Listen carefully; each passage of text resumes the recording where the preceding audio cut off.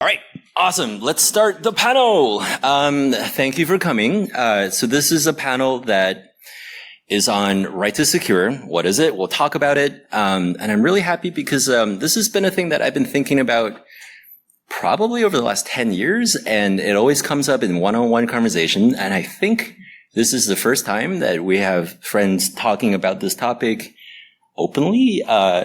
So I want to set this up as, this is an evolving sort of an idea, hopefully. And let's focus on the spiritually, like, should we have this or not? Is it good for the world? Is it bad? And maybe towards the end, we can talk about like profitability and who is going to do this. But, sorry. And with that, let me, ask the panelists to introduce themselves. Howdy, I'm Travis Goodspeed. I do embedded systems reverse engineering. I recently wrote a CAD tool for recovering mask ROM photographs into the actual bytes that you can disassemble and emulate. And I drive old cars. I've got a collection of Studebakers. My brother has one as well. And as part of that, I'd like to issue a challenge. If any of you in the audience can get this man his driver's license, I'll pay you $200. You'll work for that money. Hey everyone, I'm Niall Little Thunder Pearson. I'm part of the MITRE Embed team, so we just recently did the unveiling of Embed, and that's made up of Red Balloon with Wyatt and Ong, and also NARF. We have Michael Lacosto, and we have the MITRE team, and that's really focused on embedded. The threat categorization and mapping of the embedded systems, especially in critical infrastructure. Outside of that, I do stuff in OT, ICS, and cyber operations. That's the most important, fun part. Okay, so we'll get to that. And then my name is Ang Cui. I've been a security researcher for some time, and I also founded the company Red Balloon Security, where we focus on embedded security, and we help people solve, tricky, hard problems on embedded stuff at scale. And so I'm told we should encourage participation from the audience. So we have a prize. All right. Best question for this panel wins a slightly used endoscope, which is the best kind of endoscope. So think about questions and ask them. So let me set this up, right? So how many people in the audience have found themselves professionally in this situation where you have to run a bunch of stuff that you depend on for, like gas refineries or whatever, right? And those things tend not to break, which is good. So you're running it, and 10 years in, it hasn't broken, and the vendor says, it's been end of life. And somebody finds a security vulnerability. So in that case, there's a situation where the whole world knows about the forever day that's inside the thing that is really important, probably. And since the vendor won't issue a security fix, contractually, in the way things work in like reality, no one can fix that vulnerability, even if they have the ability to do it technically, right? So how many have found themselves? 1. Did you 2, 3, 4? So did you guys like that? Was it cool? Yeah. All right. So let's talk about, I think, that situation. So let's start the conversation with just that scenario where there's should this be the case, or should there be something that allows maybe a marching rate, right, for people to fix security problems if the vendor won't do it? So I'm going to open it up to the panelists. So I think it's worthwhile to talk about the right to repair. Okay, we're not diving down that lane. but it exists. And what's really important about the right to secure is we're separating out, and not discrediting, but just separating out the, trying to lower the cost of things that, we're creating more waste, and that's all important, right? But specifically what we're talking about right here, where you have these devices, which I've had experience with, and it goes further than just 10, 20, I've seen 50-year-old devices that are still, you can ask the manufacturer to give you another one if they have it there, but they definitely aren't creating any kind of software or code around. So, in that regard, I just wanted to bring up something that I thought was really interesting. The reason I bring up the right to repair. a lot of the manufacturers and industry OEMs got together and wrote a paper in response to right to repair, because there's a lot of different ones across a lot of different states. Ooh, to really, help us understand what's involved and why we shouldn't want it. And our lives are pretty great already without the right to repair. So maybe you can talk about some of the reasons that they have in this white paper. It's really good. Yeah. So they really harped on in this, and it's called the economic downsides of the right to repair. And it's in 2023, it was published. And it's the National Association of Manufacturers. So they focus on a lot of interesting elements. But one thing in particular that kind of caught our attention was they called out some cybersecurity things. And they kind of opened up Pandora's box when they did it. I'm just going to kind of read just two areas here real quick. Granting owners unfettered access to their equipment's microprocessor will also open the door to cybersecurity issues. Requiring companies to allow owners to access and alter the central processor and software would render equipment more acceptable to cybersecurity attack, and also make it easier for competitors, both domestic and abroad, to obtain the IP contained within. We'll talk about that in a second. But one other thing here, sorry, and then we can cue into this discussion, is that, this will play nice with me. Okay. I'm just going to paraphrase what the other part said. So the other part was that essentially they said, these reside in almost a loop network, a closed network. So they use the example of a tractor. If you were able to modify one, wrote that paragraph, by the way, you modify one of the tractor CPUs or the code on the tractor, then you can get to all of them. Funny, you might say that. There's inverse of that, right? So let's kind of talk through that.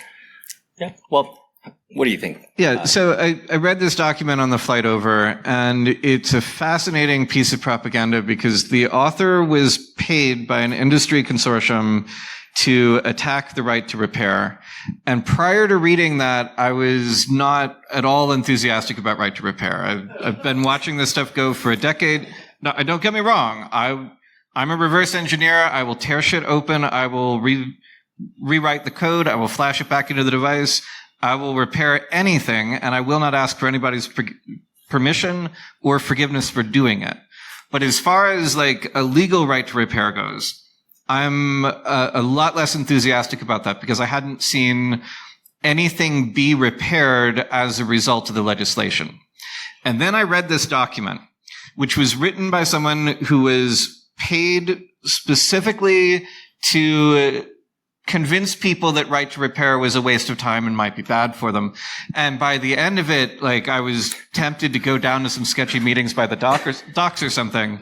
Cause the way that it infantilizes the consumer and says that not only you, but also your auto mechanic and any technicians that you might work with, that none of you are possibly qualified to understand how these machines work. So it's best to leave the hood on it and to trust the professionals. It's really insulting. So there's obviously a case that in the same way that you can find a security problem and exploit it, you as someone other than the original designer of the product can reverse engineer it, find the bug, and patch the bug without the permission or the cooperation of the product designer. And that much I'm on board with. I'm just not sold on the idea that adding any particular declaration of a legal right will get us into a better position for patching these things after the fact or deploying those patches. Yeah, so that's a really good point. And I'll say, I'm a computer person. I'm not a lawyer, right? And or a driver. I'm a good passenger. My Uber rating is 4.85. No, 8.9. It's gone up. So, but so this is not related to or an offshoot to right to repair, because in right to repair, a lot of things worth fighting for. But in this case, we're talking about not just saving money or preventing vendor lock-in. We're talking about forever days in critical infrastructure that right now no one's allowed to fix if the vendor chooses not to. And let's face it, if you're going to end of life a product, it takes money to fix security patches. It takes a lot of money to fix a problem from 15 years ago, right? Where you no longer have the documentation and the original staff that wrote the thing. So it's much easier to say it's end of life, don't use it. But at the end of the day, the infrastructure keeps on working. So it's in the ground, right? It has to be used. And what we end up with, is something that actually impacts not just like cost of things, but actual security for nation, international situations. And I think that's where this is different, right? And I don't know that the right thing to ask for is a universal legal right. I do think that something around here should exist. What form that should exist in, I think we've had some interesting discussion that we're not going to share with you because it's all done already. But no, like maybe in contracting or something. But I think this is where the conversation is good at, right? So what was the first thing that you said, like when I mentioned this idea to you? I just didn't know what to ask for. Yeah. Like you can imagine many different things that you might ask for. At the extreme end, I want the source code and the signing keys to every piece of equipment I've ever purchased. I'm not getting them, but I'd love to have them. You could conceive of a mandate that they be provided, and you could imagine the manufacturers saying no and fighting it very strictly. You could also imagine at the other extreme asking for something so reasonable that nobody cares. Like the 25 years after the last vendor support has ended, that you'd be freely allowed to sell new software to run on the hardware, so long as you don't reuse any of the original firmware or bypass any copy protection mechanisms. And that latter thing would get us nothing. You wait a quarter century, wouldn't be allowed to crack the secure boot requirements. One of the few legitimate complaints in the propaganda piece that we were reading from the automotive industry. White paper. Sorry, white paper. I'm Tennessean, so white paper, a local word for it is propaganda. One of the few legitimate arguments that it makes is that if you are going to allow third-party software, you cannot also have strict secure boot. Like, you get one or the other. The only exceptions to this are where you have like, a break glass method to get around it. Like maybe you raise a pin and then the security goes away. But if pop a fuse, right? Or something that says like, I made this choice, right? It is done and can be undone. Right. Maybe. But that also makes it difficult to know whether the legitimate owner made the choice or the malicious actor made the choice. And it really is a hard problem to have your cake and eat it too, as far as reconfigurability and secure boot go. If you really lock down a thing to prevent any malicious use of it, you're also locking down creative uses of this, as we've seen with cell phones. Your iPhone, your Android, they're all locked down a lot more than you might like, even if not in the main Unix installation of it, in the baseband of it, in the firmware of its protection chips. And if we mandate that all of that be opened, we're also kind of preventing it from being locked down. Mm-hmm.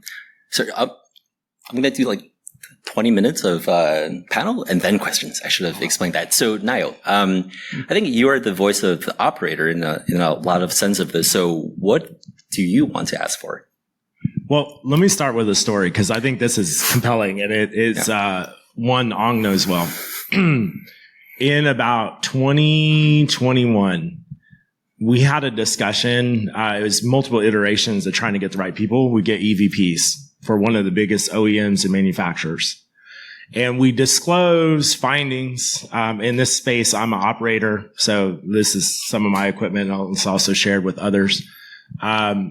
And what we're coming to is saying, hey, we have some momentum, incentive. We have basically other operators that are wanting to spend a lot of money. Like if we can go through and actually make some significant fixes, we can actually help make this security better.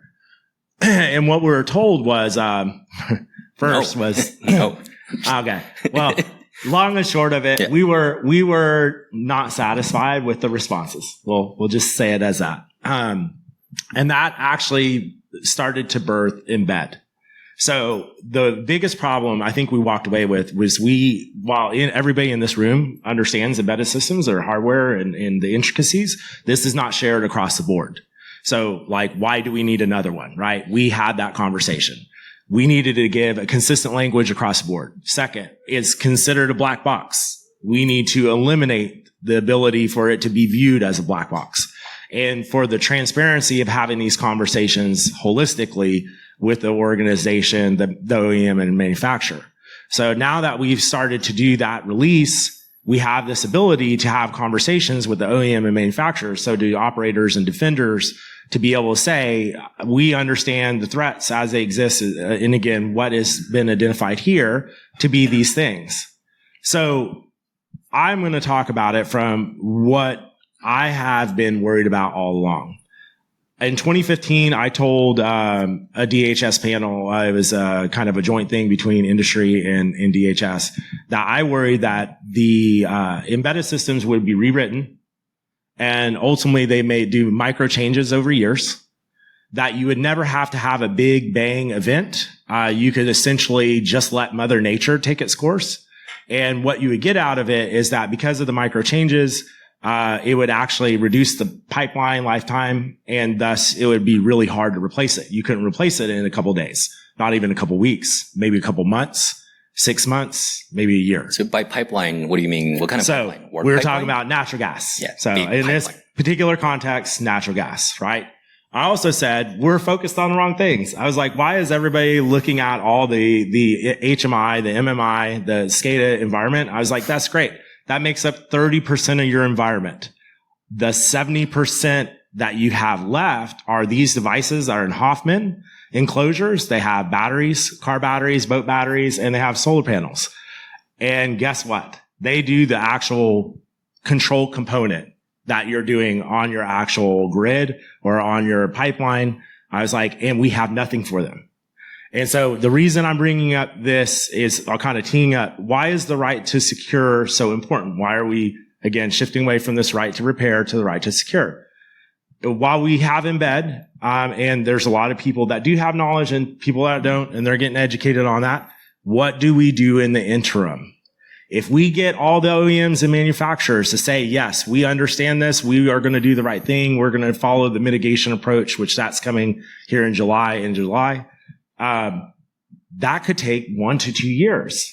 And if all the industry folks and defenders say, yeah, we'll pull money together and go do that, well, what are we going to do for the 2 to 4 to 5 years? Are we just sitting on our hands? I think fundamentally this is where I struggle with this. We have to do something in the interim. We have to have the ability to go and deal with the forever days, the end days, and the 0 days. I'm also a fan of not playing whack-a-mole. We do that too commonly in the IT side. So we need to look at host-based protections and other things that can help not just create iterations of vuln research and then going and fixing one particular thing. So I think, I'll say that's interesting. And it sounds like a very pessimistic view that you think it'll take 2 years to get to universal embedded security. That's, right? That's your idea of pessimism? No, it's sarcasm, right? So, we always try to write the thing in the most secure-ish kind of way. We're humans, we screw up, right? Like, we're gonna always try the best, but there will be things that go through the cracks. And, this is a forever kind of a process of like everything is a legacy system that exists, right? It's there by definition. So what do we do about, the things that are old that no one is allowed to fix, right? And then the question is, okay, so if you have this right, can we actually do it? Because if you change the code, the firmware, right, you don't have source code, you could do something good, you can completely screw it up, right? Blow up the pipeline by accident. So I think in that case, in this area, right, this is the area that we focus on research and as a company, I think the state of the art or like just the state of technology now, it is possible to automate understanding and changing firmware to do useful security things with confidence. In fact, DARPA had a thing called a short micro patching, right? Which is a project that Sergey Bradas ran at DARPA for the last 4 years. And it's coming to an end this year, I think. But a lot of really good output from that. And all the data that I've seen says, yeah, I think we're at a place where we can do this.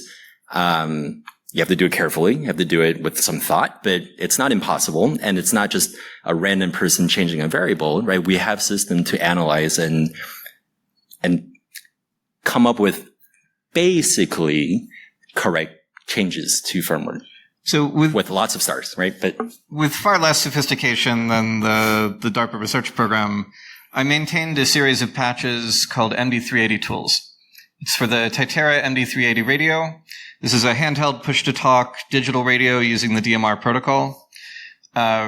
These were the first cheaply available DMR handheld radios in the world, and I cracked the bootloader, ripped out the code.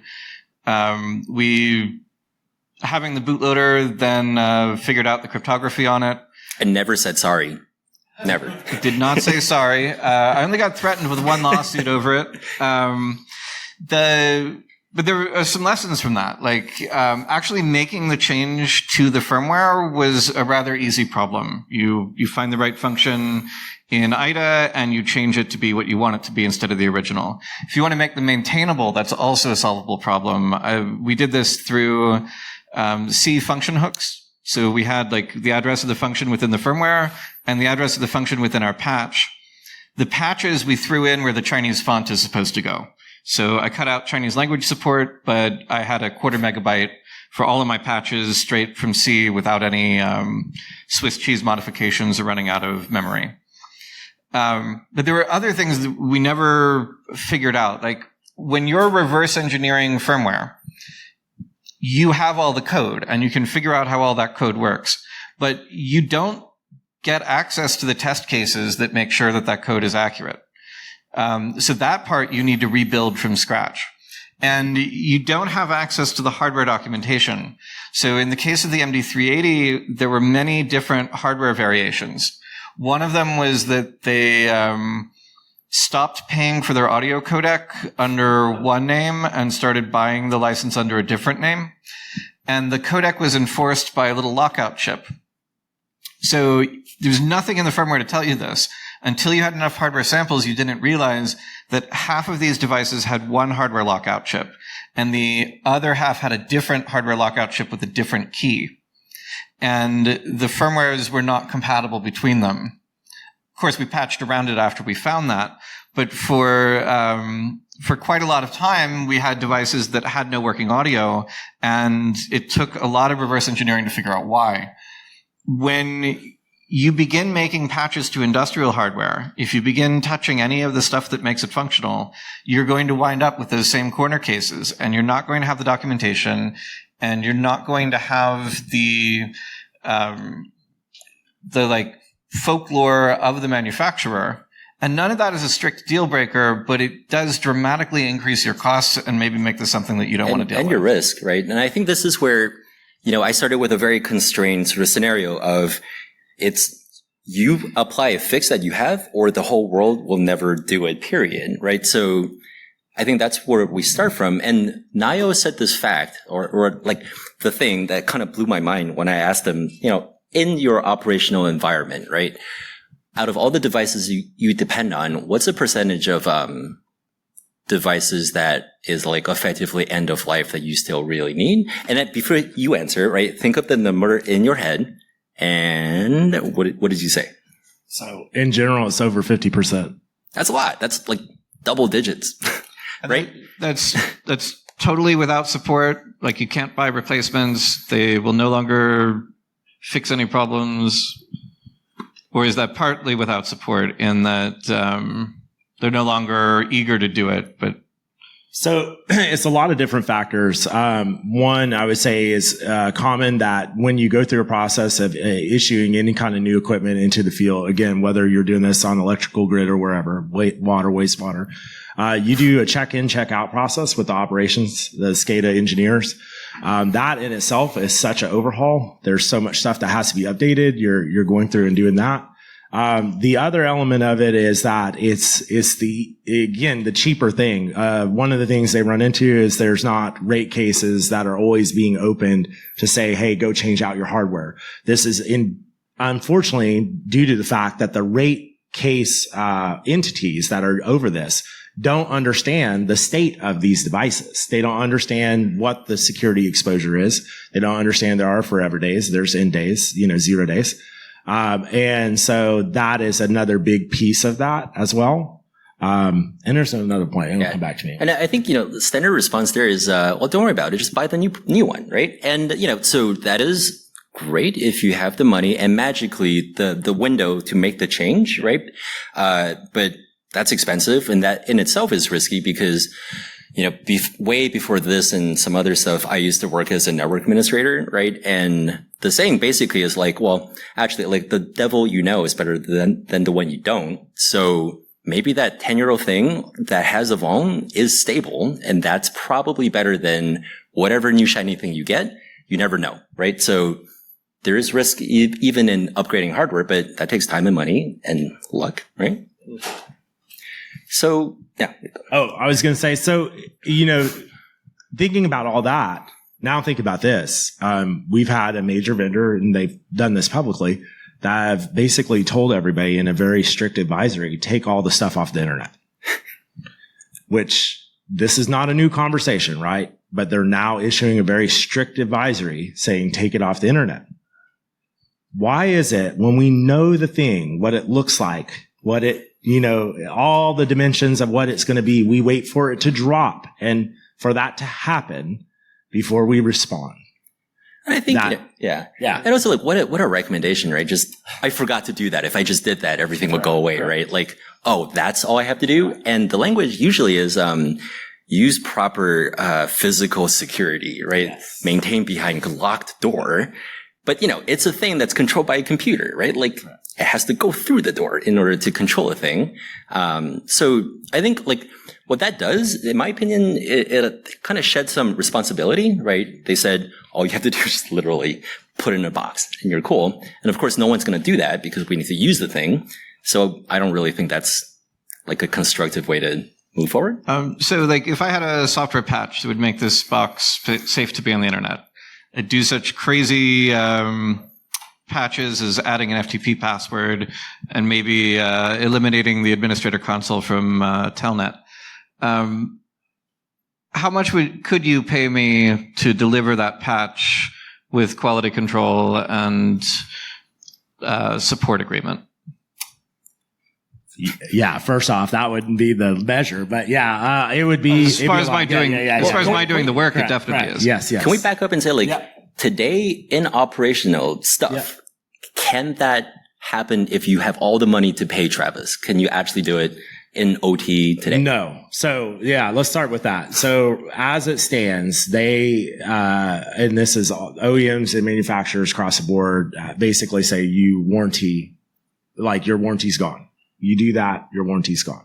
And liability insurance, right? Yeah. All that. It negates all the insurance that you might have in the space and ultimately puts whatever organization it is at risk. So they assume the risk for all the money. And I think what's important there is, there's wording in the literal contract that you have to violate if you want to do something like this, which is part of the thing that I'm going to propose that we change a little bit. But I think reality is you cannot do this. Right? Are you insured and warranted against putting it on the internet?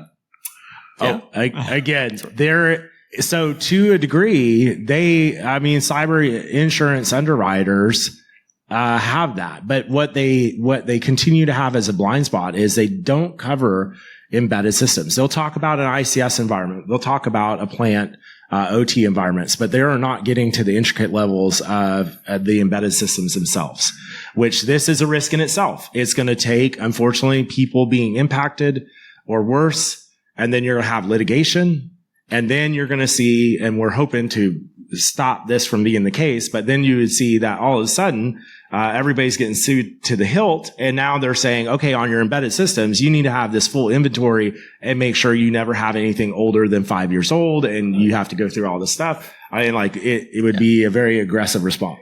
Yeah. I have a lifetime warranty on my 1964 Studebaker Cruiser, and it's not very easy to cash in on that warranty. Recently redid the brakes, redid the radiator, and at no point did Studebaker pay any of these expenses for me. Total bullshit. So if this warranty and this insurance isn't covering the embedded systems, then what exactly are you losing by breaking the warranty conditions? Yeah, it becomes in the legal realm of it, in the risk, right? It's the risk appetite in the legal realm that you go into. It's not operationally. I would say from a cyber operations aspect, addressing these to ensure that they don't have that vulnerability exposure or lessening the attack footprint is better than actually operating them in the way they are. And I'm going to take a different example, but in parallel, still embedded system.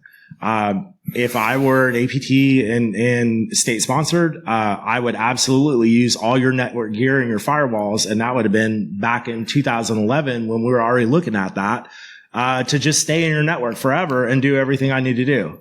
So now take that image and transpose that onto all the embedded systems we have.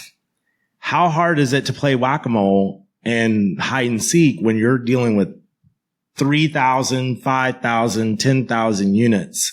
And by the way, they do peer-to-peer and they don't always talk to a centralized area.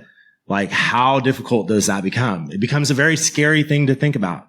So, I've actually looked into this exact question of, the insurance doesn't really stipulate any kind of embedded thing because it's always just NA, right? Like, we don't know, so whatever. But if you change the firmware and it's documented that you actually do violate all the terms of your insurance because you've done something that you weren't supposed to do. And even if that change doesn't have anything to do with what happened, like something goes wrong, it's very easy for people to say, well, this firmware is not the original one. And so no go, right? So I think in operations, in finance as well, I've worked in finance, like you just can't change the firmware period, regardless of how good you think your fix is. So I think let's get into like maybe what do we think we should ask for? I think at least we should not be in this situation. So this kind of scenario is bad for the world. So I think at least the owner operator should have some marching rights in terms of applying the fix. And this is not a thing that you do randomly without thought, right? All the nuances and quirks that you talked about, this is exactly where, automation, right, scaling and technology comes in to actually make sure that you have an educated sort of, patch, or you are well educated on what you think this patch does, and we have systems to validate that it does in fact do that and no more. But however we do it, I think the operator should have the right to be able to secure the thing if, let's say, the device is end of life, to start with. What do you guys think? And then I guess a question, but okay, yeah. I think waiting until end of life might be too long, and because that's when you begin your development effort.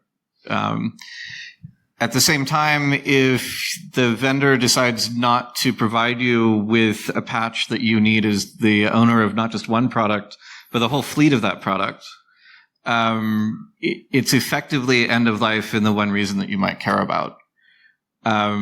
So if I had to boil it down to a simple, effective rule, I would leave the warranty for the users of these products to figure out on their own. And I would ask that reverse engineering be blanket accepted from copyright law, in that if you have a legal copy of something, you should be allowed to read that thing in the same way that you can read a book. Right. I think my ask would be to have the Aegis and the big underwriters, cyber underwriters, to actually re-evaluate this space. Provide that ability to actually incorporate the scope of the embedded systems. And by virtue of that, you will have a lot of companies that would automatically start petitioning this and help drive out some of these things. So but I think, a way to start today, maybe just next time you have a $50 million purchase order with a vendor, right? Negotiate the marching rights clause in there, and that might be a thing. Maybe they'll disagree, but we have a slightly used endoscope that needs a new home. Yeah, of course. And then questions have been waiting, so please ask. I'm a software guy, so I have no idea what I do with an endoscope. I also have a 4.95 passenger rating, just to say. I've been around for doing security on the software side for going on 30 years. And we know how this works in software. It's open source, right? And security in open source is better than proprietary security. And the one thing you lose is the decision about the usage to which things can be put, which is a point you made earlier on, right? You say when you do an open source licenses, full OSI license, one of the things you have to give up is decision about how things are used. We also know that the way to do security is not by obscurity. You make everything as open as possible and you secure with a key or fuses in this kind of world, right? We also know that warranties are BS. And if people care enough about this stuff, then the community or let's say the commercial industry community will step up and find ways to take money off you to provide you with insurance or warranty or whatever you want it to be. And I know the world is slightly different, but it feels like there's a conversation here that we had in the security, cybersecurity, before it's called cybersecurity, the open source security world 25 years ago. And there's a lot of, and there's a fair amount of open source firmware stuff happening, and I'd love to have this conversation in that world as well. Yeah. Bring you guys. Ooh, let me, the line is, OT is different than IT. No, it's not. They're computers that control things, that move a thing that goes in a circle sometimes, right? Like that is a computer with program on it. IT hasn't had to deal with 6805 in many years. Nor is, there are Z80s, but they're not the machines that matter in the IT world. And also, there are plenty of proprietary, not open source software things out there that get security patches from third parties. But 70 to 90% of all software now has open source in it. Yep. That's, if you really care, it's defense. You make it proprietary, I get that. Mm-hmm. So technically, is that a question? No. I don't. All right, so I guess this still needs a home. So questions, please, for us. How is this slightly used? I won't tell. What distinction do you make between right to repair and right to secure? I think, in the case of right to secure, it really is that situation of no one will fix this issue unless a third party comes in, and it's for security for the sake of, mostly I'm thinking critical infrastructure and less about personal consumer products, but I think it applies there too. But it's in that if no one will do it, should we leave this phone just there forever, or should we actually fix it? So I think that's another thing is we're not asking the vendor to give up anything, right? We're just saying allow this thing to happen. And by just allowing it in contract, right, it unties the hands of the operators who want to maybe take that risk or cost to secure the thing, unilaterally, right? Yeah, I think it drops the two other political elements of, is it saving a consumer money, and the other being the climate and the waste, right? And those are real things, right? I'm not discrediting that. I'm just saying we're just separating those out. At the end of the day, this affects people. It can impact people. It can kill people. This is serious. We need to make sure that we get them to understand that it's not okay to take another 5 years, a decade. We're at a point now, and that's the point around embedded as well, to try to accelerate this. We're trying to actually start turning the dial of that maturity. Okay, as a man, you have a question. Yeah, how much do you think vendor lock-in affects what you're doing? So, one vendor won't repair the thing, but they won't repair it because they know they can sell you a whole new thing, and they're so tied into that thing, you can't go buy a replacement from the other guy, right? So, when he talks about open source and everything, it's you can easily swap something out if you understand that the system works, but when you're completely locked in, so, So how about this?